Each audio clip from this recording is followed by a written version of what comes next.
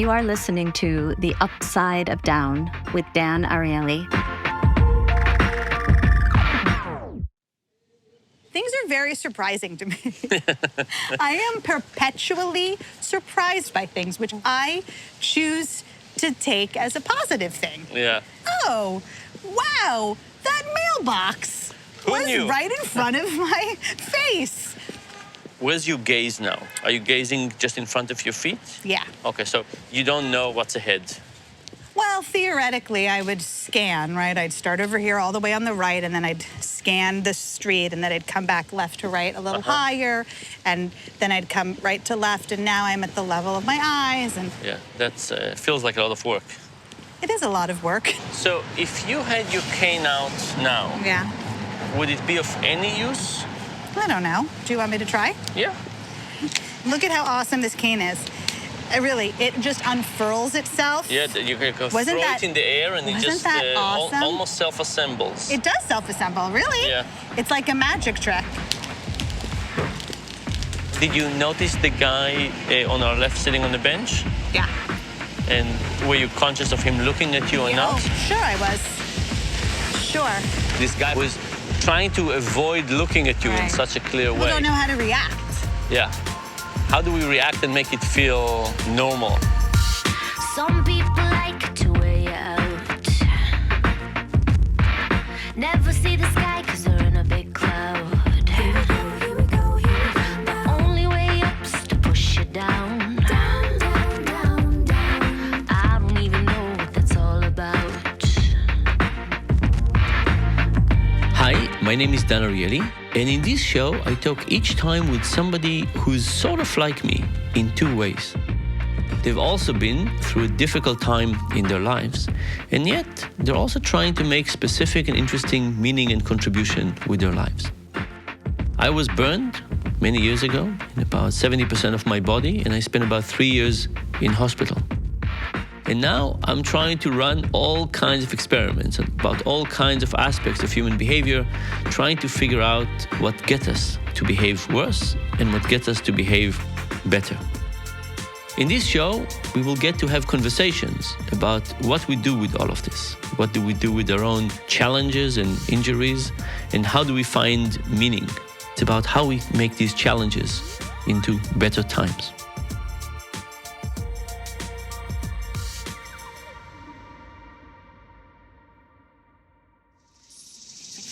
Right around here on the streets surrounding this park is where I received my training for my mobility cane.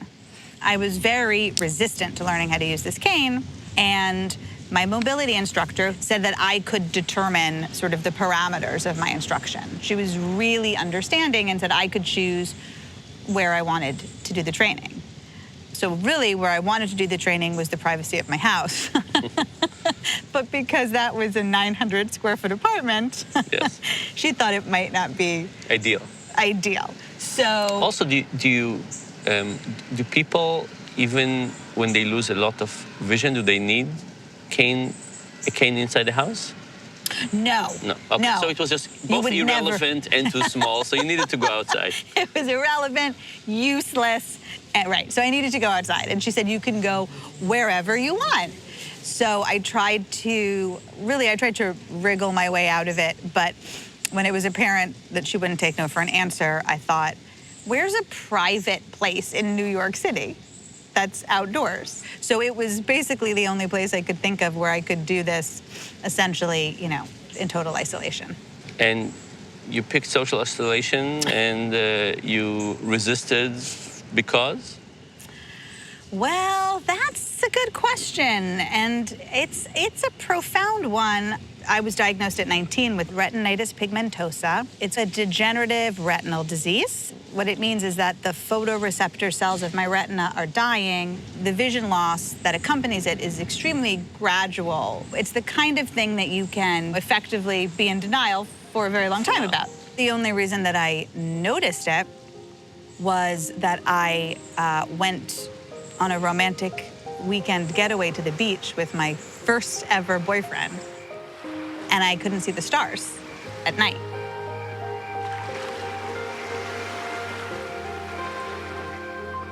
It was it's funny, it's a very cinematic way Yeah, to to stumble, discover it, yeah. but it's exactly what happened.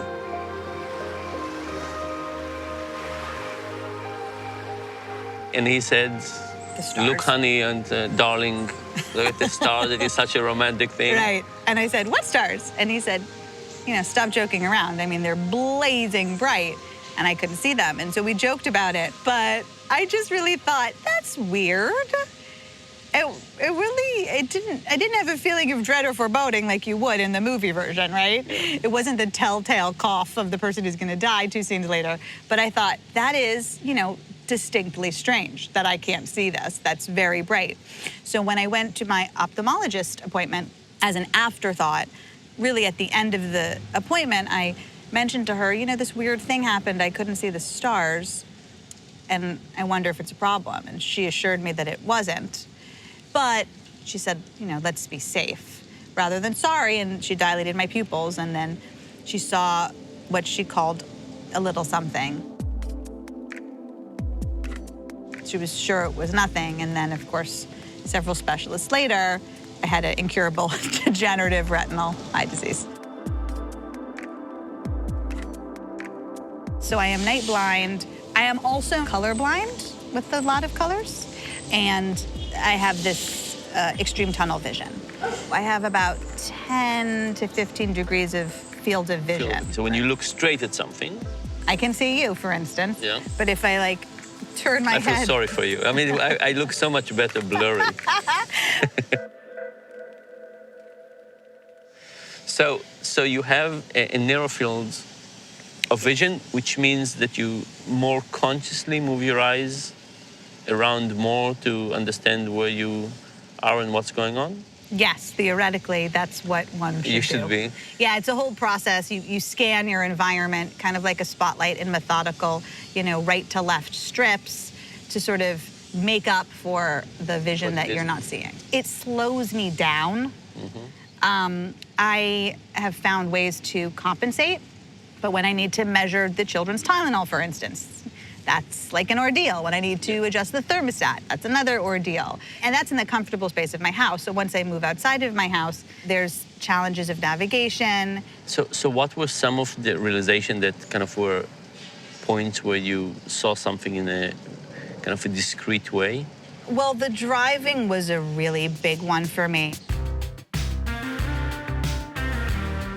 I lived in New York City when I stopped driving, so wasn't that I used the car that much, but it had a real symbolic weight to me.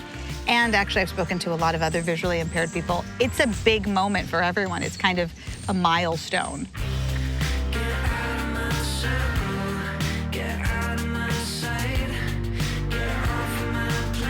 They call it surrendering your license. When you yeah, you have to give it back? Yeah, I just thought that was so funny that they called it surrendering. I had to go in person to the DMV, wait on this line, and then it was funny because I had really had to sort of give myself a pep talk to do this. I just really did not want to give up my license. Even though I hadn't driven in like 5 years or more, I just liked having that license. It really did make me feel like things can't be that bad. Look, I still have my driver's license. And the truth was I'd only been able to renew it because I had renewed it by mail, and they hadn't given me an eye test. I couldn't have had it if they had. So it was a useless license, but I did not want to give it up. And when I went to give it up, I was very young. I was in my 30s, and so I guess they didn't understand what I meant. He thought I was mistaken, and he said, no, you just have to renew it. It's so easy. Just get the forms. Trust me, it's not that hard. Just take the vision test. You put the forms. And I really had to sort of screw my courage to the sticking place and say, no, I am surrendering. I am trying to surrender, for God's sakes. Let me surrender this. So I did. And that was, I felt, when I left the DMV, I remember very distinctly like this tremendous feeling of sadness that also was a tremendous relief. It was a very distinct kind of combination because I felt sort of I had thrown off a burden of pretending, and I had lost something.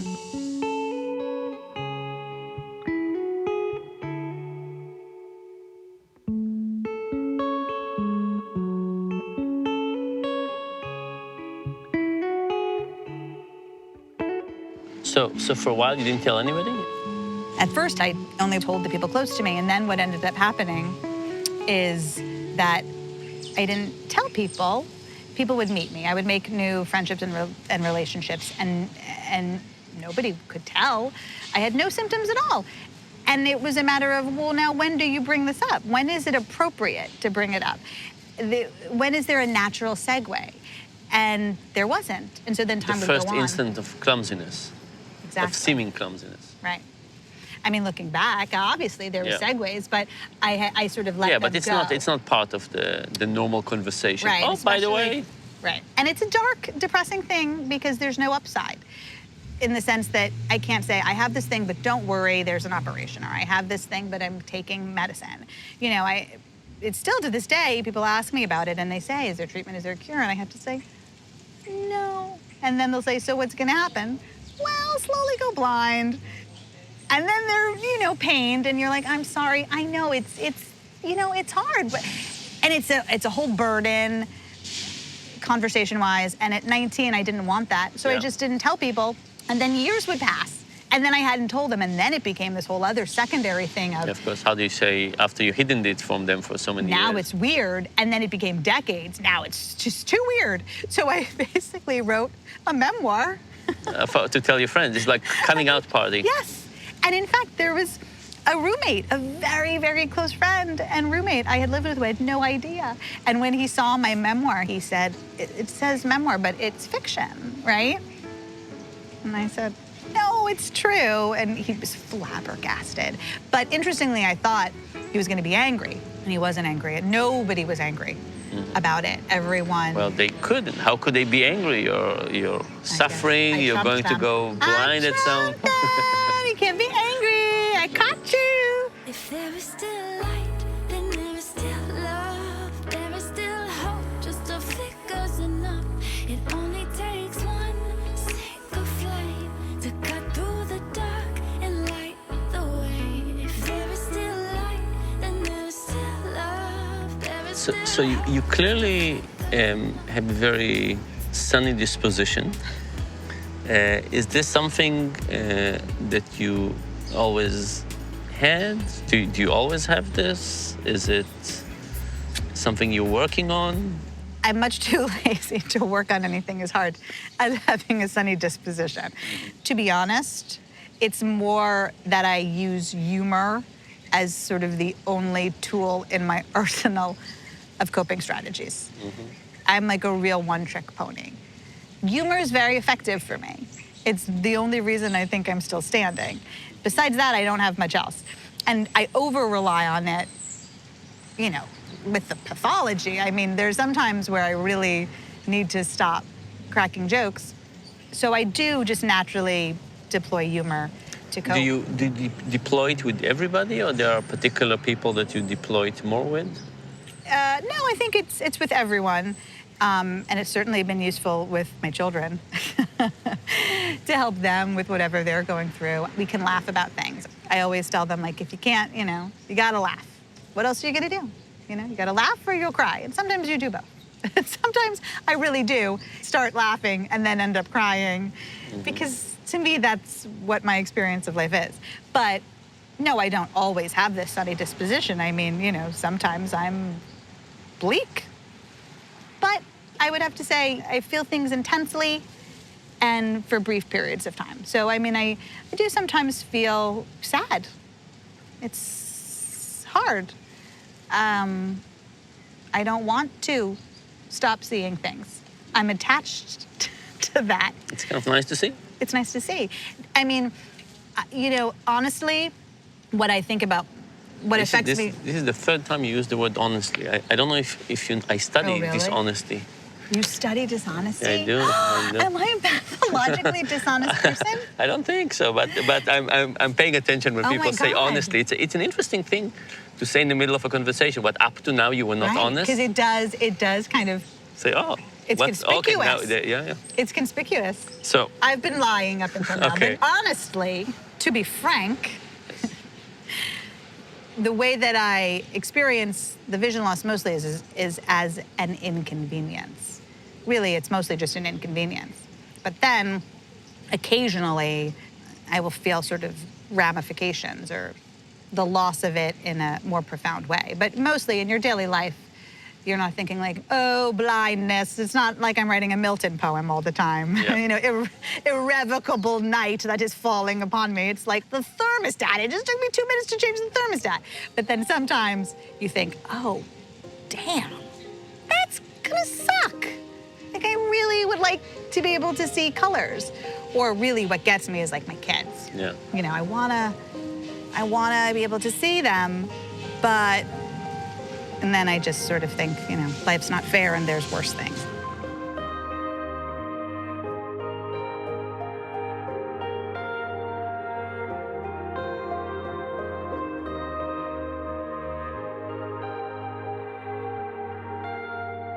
But I think humor is it's a very interesting tool. There's also there's a lot of dark humor for all kinds of things, and that humor can almost not be repeated outside of that group. Right. I think you're right. My son had told me something which just made me roll with laughter, and the name of my book is called Now I See You. And he said, you should write a sequel in like 10, 20 years, and you should call it Now I Don't. I repeated this joke to one of my students recently, and she was horrified. I mean, she was really perturbed. And that was the first time I thought, oh, it has a different effect when you're inside of the experience versus for someone who's outside of the experience. But part of the humor's value to me and in my family at least is it aids being open about things.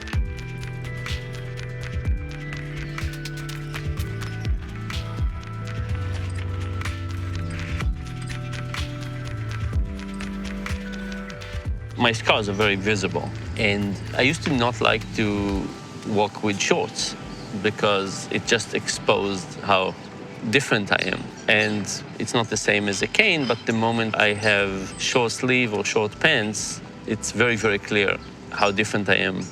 The cane, I think, also has an understanding of what you have, where the scars, it's very unclear. Right. People can think all kinds of things. For example, in the pool, I always worry whether people think I have some skin condition, if it's contagious or yeah, that's something? right.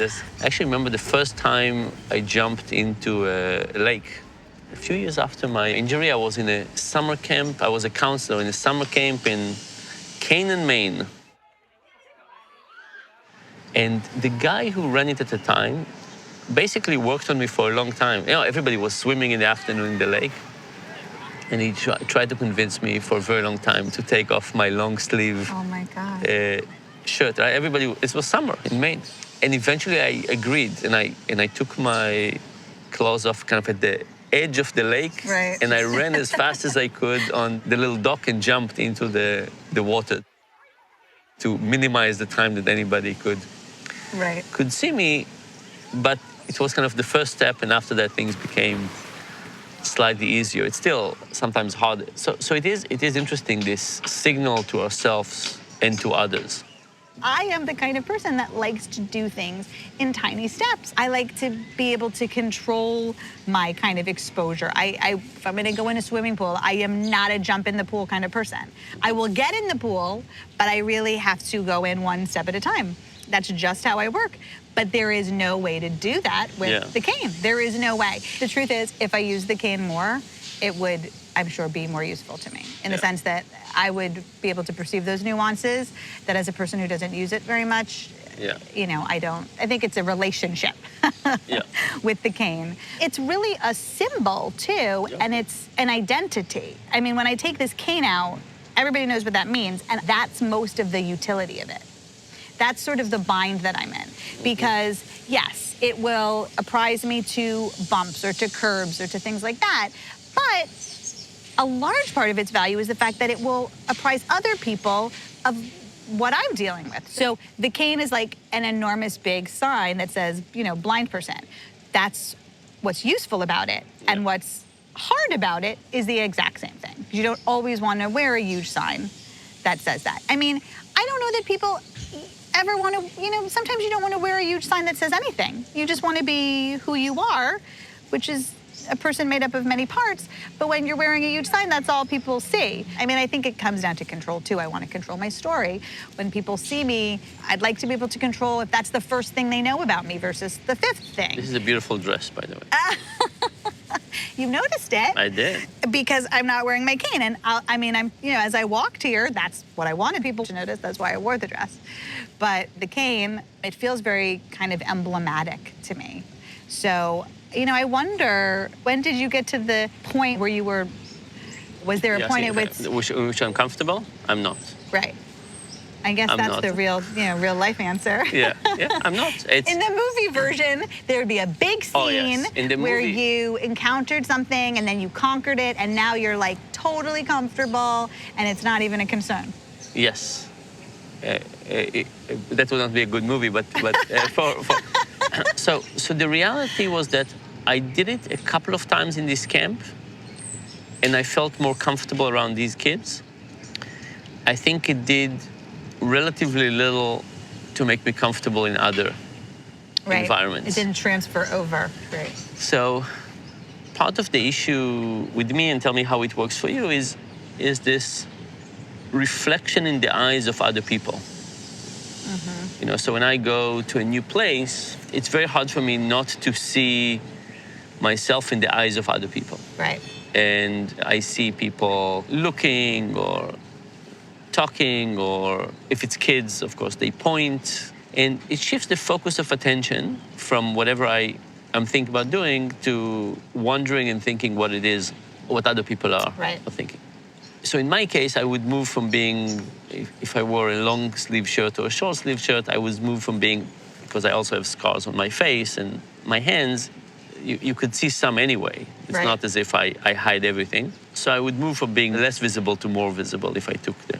But in your case, you would move from being a young woman walking around to a blind person. And also the assumption about what people would think about you with a cane might be worse than your vision implies right now. Oh, absolutely. I mean, this is the challenge for me. And I think you're right. I think what's hard about it for me is that it seems very kind of black and white, or from one extreme to the next.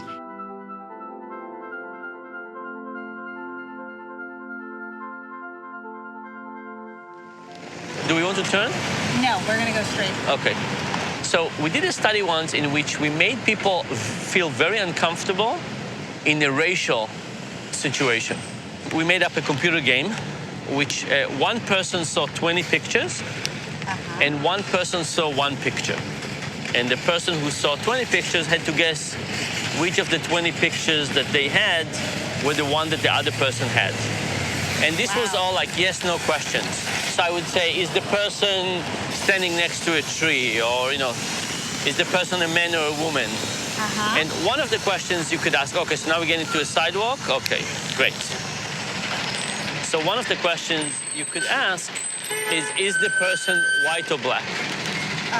And this was a very good question to ask because half the people were white and half the people were black. And what we found was that people did not want to ask this question. Oh, interesting. Because it would make them feel a little racist. Right. But sometimes people played with an African-American person who actually worked for us. So it made race more salient, and they felt a lot of racial tension. And what we also saw was that people were just kind of had a very shifty look. Like they just did not want to look at the other person in the face. They were in a socially awkward situation and didn't know what to do. And I wonder whether when you take the cane, you're increasing social awkwardness. Do you ignore it? Is it more awkward to ignore it? Is it rude to ask about it? You know. Give people compliments about their cane. Oh, do you have the graphite model? I guess if people are wondering about it, I would like people to ask about it up front. It's not the only thing that I want to discuss, but I guess to get it over with and out of the way, I guess. Yeah. On the other hand, it is tiring. When I was growing up in Israel, people were just asking all the time. Israelis are not as bashful Right. So, and I would get this question, so, how do you get injured? You know, it was like somebody sit next to me on the bus and ask questions. And then, of course, they would also recommend treatments and doctors I should go and see and so on. In the US, I find that people are probably wondering just as much, but they don't ask. And it is tiring. And you prefer that they don't ask? I don't know. It's a really interesting mix. I really don't want, like, just stranger on the street asking. But I think with people that I have conversations, as long as it's kind of an unknown kind of weight in the discussion, it does create a very unpleasant aspect. And you also have to decide how much oversimplistic to be. You know, how much is it about giving people the full understanding of what things are versus putting this aside and saying, let's talk about something else. So in your case, the cane solves the problem to say you're visually impaired, but it does make people think that you're 100% blind. And you could easily just say, I'm blind, of course, which is not true. Right. Well, I could say, I guess, I'm visually impaired. Yeah, but because it confuses people when I say I'm blind. It really, even though I am legally blind. Yes. People don't really. The term is confusing. Now that, you know, my kids are older, my daughter handles this quite nicely for me. She's 9. I went to pick her up from camp yesterday. I had to sign her out, and the font was so tiny, I don't know that ants could see it. I said, honey, can you find your name and sign it? And she said, yep, because you're visually impaired. Mm-hmm. So she said it out loud so people could hear. She thinks it's an interesting sort of part of my story.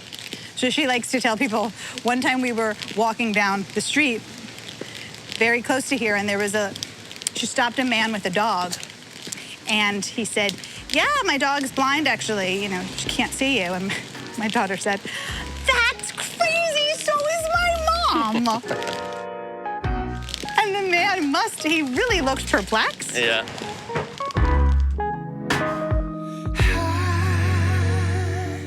I wanna know all of your secrets. The biggest blessing of this retinal disease has been a sense of urgency.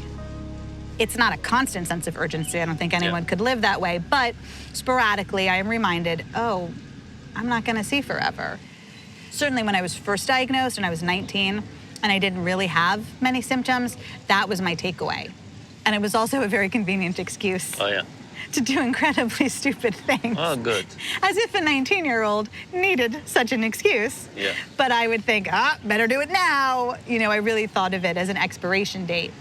I'll still be living, of course, in a very sort of full way, but there's some things, you know, if I'm gonna see stuff, I should see him now. Mm-hmm. So I do try to, it gives me that extra push to say yes instead of no. Would you say that the uncertainty helps you or makes you more worried? For me, it's helpful because I think I am genuinely down very deep an optimist. What I find really hard about it is the constant nature of the deterioration, because you can never kind of get your bearings. I mean, it's actually, you're a parent. Mm-hmm. It's a lot like parenting in the sense that, you know, your kids are going, you know, through the terrible twos and they're toddlers, and you're just, you know, you're thinking, what's gonna work? How do I deal with this terrible behavior? How do I manage this? And then you sort of find a few great strategies and you employ them, and just as you do that, they're in the next phase. Yeah. And it's, you know, some of it carries over, but a lot of it is all brand new, and now they're tweens, and oh my God, what do you do for this? I just figured out the last thing. Yeah. And so you're constantly recalibrating. So in a way, I guess that's just life, but it is aggravating. I'll sort of make my peace with how things are. And then, oh, I just, you know, now I'm unable to do this thing, or I have to find this complicated new strategy to do this thing that I thought I was gonna be able to do for a while, and it's frustrating.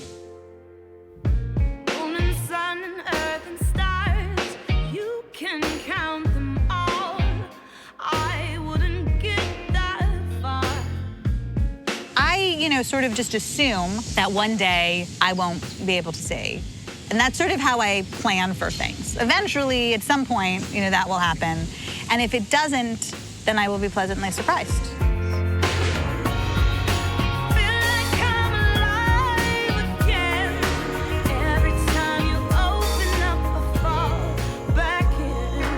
The Upside of Down is hosted and executive produced by Dan Ariely.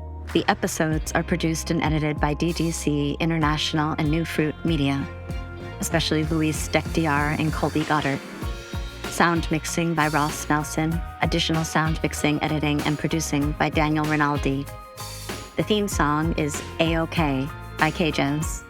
Additional music provided by Music Bed and Marie-Claire Sedol. I'm Robin Eldridge, and I created, produced, and directed the series. If you like what you heard, please pass it on.